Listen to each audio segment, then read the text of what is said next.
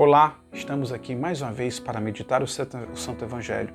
Por isso vamos pedir ao Espírito Santo que venha sobre nós, venha sobre a nossa vida, para que possamos compreender e aproveitar ainda mais esse tão grande tesouro. Em nome do Pai, do Filho e do Espírito Santo. Amém. Vinde, Espírito Santo, e enchei os corações dos vossos fiéis e acendei neles o fogo do vosso amor. Enviai, Senhor, o vosso Espírito, e tudo será criado, e assim renovareis a face da terra. Oremos. Ó Deus, que instruíste os corações dos vossos fiéis com as luzes do Espírito Santo, fazei que apreciemos retamente todas as coisas segundo o mesmo Espírito e gozemos sempre de sua consolação, por Cristo, Senhor nosso. Amém.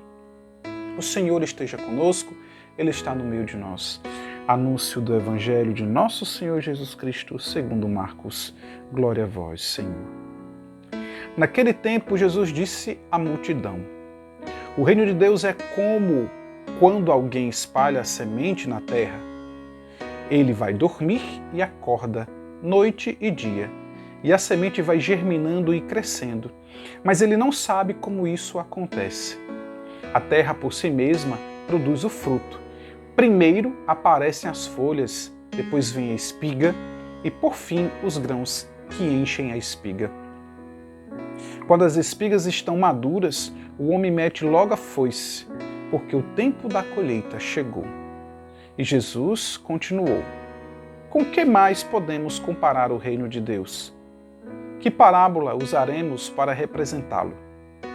O reino de Deus é como o grão de mostarda, que, ao ser semeado na terra, é a menor de todas as sementes da terra.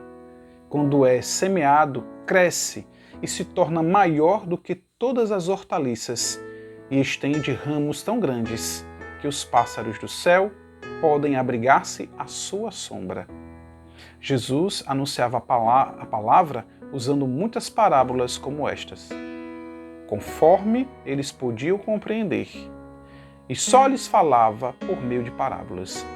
Mas, quando estava sozinho com os discípulos, explicava tudo. Palavra da salvação. Glória a vós, Senhor.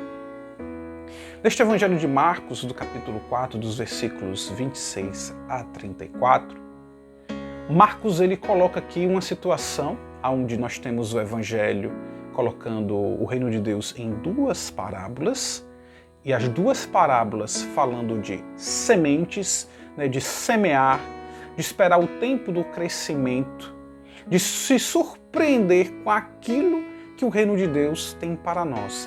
Muitas vezes, onde nós olhamos para o tamanho da semente, tão pequena, mas que quando cresce, dá sombra, dá algo realmente surpreendente. E ao reino de Deus, comparado àquele que semeia e espera a contagem do tempo, o cumprimento de todo o tempo para assim aí colher os frutos. E é isso que nós temos para nós neste tempo.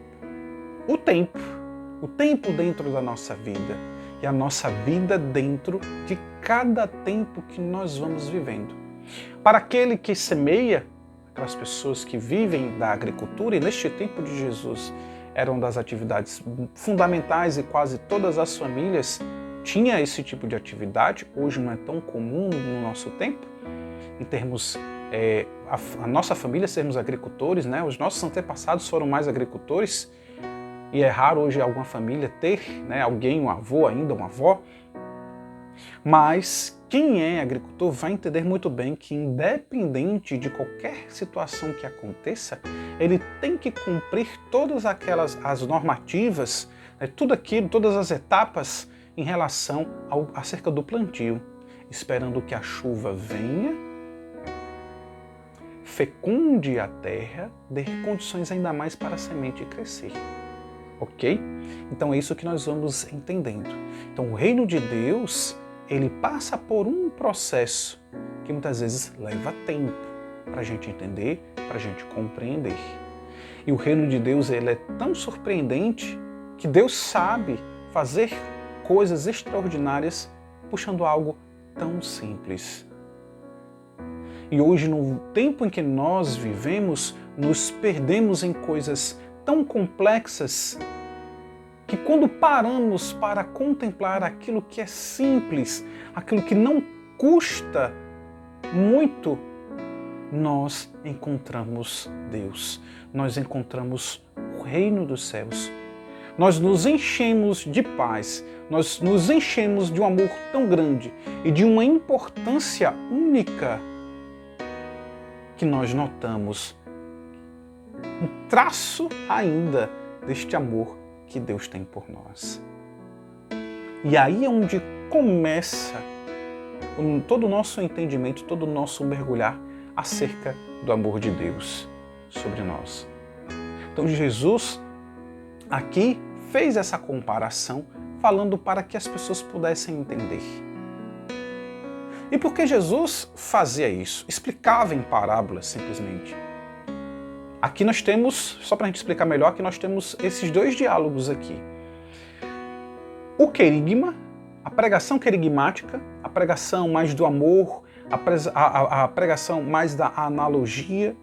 E por fim nós temos aqui a conversa de Jesus Cristo com os discípulos, onde ele explica tudo, não em forma mais de parábolas, mas explicando tudo diretamente, que é a catequese. Porque cabe primeiramente aos discípulos a entender essa catequese para futuramente transmitir esta catequese depois da ressurreição de nosso Senhor Jesus Cristo.